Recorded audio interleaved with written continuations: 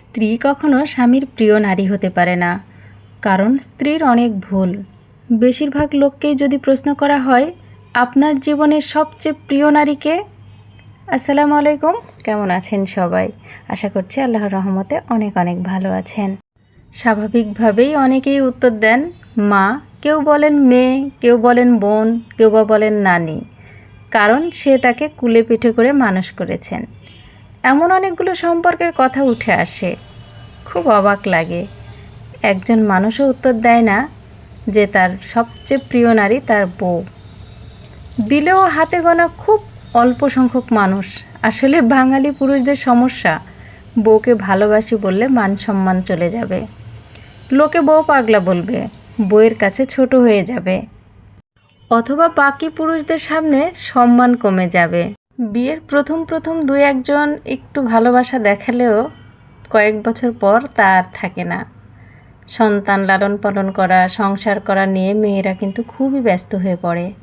নিজের দিকে একদমই খেয়াল রাখতে পারে না, নিজের চেহারা নষ্ট হয়ে যায়, আর স্বামীর কাছেও তিক্ত হয়ে যায়। একটা সন্তান জন্ম দেওয়া, তাকে লালন পালন করা, সংসারের সমস্ত কাজ নিজে হাতে করা, এটা যে অনেক কঠিন কাজ, এই জিনিসটাই ছেলে মানুষ বোঝে না, ভাবে খুব সহজেই হয়ে যায়। আসলে কিন্তু তা না। যারা আমরা করি সংসারের কাজ, তারাই শুধু বুঝি যে প্রত্যেকটা কাজ করতে একটা মেয়ের কতটা কষ্ট হয়, তারপরেও কত সুন্দরভাবে গুছিয়ে কাজগুলো আমরা করি। তো এই তো আজকে আমি আপনাদের সাথে ইফতারি রেডি করছিলাম আর শুধু শুধু গল্প করছিলাম। তো আজকের ইফতারিতে তেমন বেশি কিছু করিনি, তো দেখতেই পাচ্ছেন প্রথমে আমি পেঁয়াজু ভেজে নিয়েছি। আর আজকের পেঁয়াজুগুলো আমি বানিয়েছিলাম বেসন দিয়ে, এত মজার হয়েছিল আর খুবই ক্রিস্পি হয়েছিল। তো আপনারা এভাবে একদিন ট্রাই করবেন, আমি অবশ্যই এটার একদিন রেসিপি দিব। আমার কাছে অনেক ভালো লেগেছে। আর আমার বেবি বলেছে ও ডাউলের পেঁয়াজু আর একদমই বানাতে দেবে না, এভাবেই যেন আমি বেসন দিয়ে পেঁয়াজু বানিয়ে দিই তাকে। কথা বলতে বলতে আমার আপেল কাটা এবং কমলা ছিলানো হয়ে গেছে। আঙুরগুলো আমি ধুয়ে রেখেছিলাম, শুধু ছিঁড়ে নিলাম। এখন আমি তরমুজটা কেটে নেব। তো প্রতিদিনের ইফতারিতে কিন্তু তরমুজ না হলে একদমই চলে না। তরমুজ খেতে খুবই ভালো লাগে। 2-3 বার ঠকার পরে কিন্তু এই তরমুজটা শুধু একটু পাকা পেয়েছিলাম, আর খেতে খুবই মিষ্টি ছিল। আর এই তো তরমুজটাও কেটে নিচ্ছি।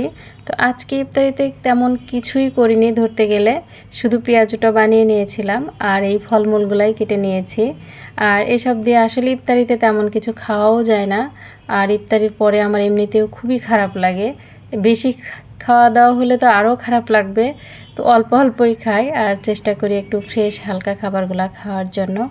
তো এই তো ফল ফ্রুটগুলো কেটে নিয়েছি আর আমার বেবির জন্য পেঁয়াজু বানিয়েছি। ও পেঁয়াজু না বানালে একদমই ছাড়েই না, প্রত্যেক দিন একটু হলেও ওকে পেঁয়াজু বানিয়ে দিতে হয়। তো এই তো আমার সব কিছু কিন্তু রেডি করে নেওয়া হয়ে গেছে। ফলগুলো আমি প্লেটে সাজিয়ে নিয়েছি আর এই তো পেঁয়াজুগুলোও দিয়ে দিলাম টেবিলে। আর এটা একদমই এত সুন্দর হয়েছিল, আমি এই রেসিপিটা অবশ্যই দেবো, আমার কাছে অনেক ভালো লেগেছে। তো সবাই ভালো থাকবেন, সুস্থ থাকবেন, আল্লাহ হাফেজ।